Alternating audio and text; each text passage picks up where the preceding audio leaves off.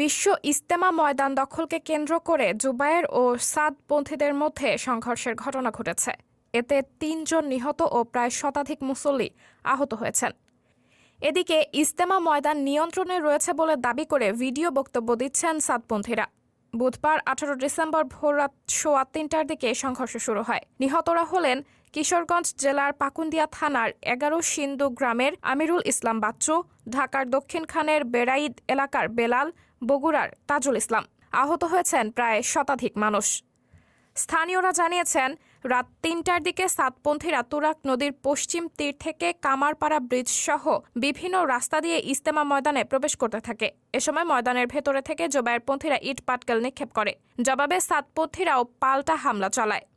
এক পর্যায়ে সাদপন্থীরা ময়দানে প্রবেশ করলে উভয় পক্ষের মধ্যে ব্যাপক সংঘর্ষ শুরু হয়। এতে ৩ জন নিহত ও শতাধিক ব্যক্তি আহত হয়েছে বলে জানা গেছে।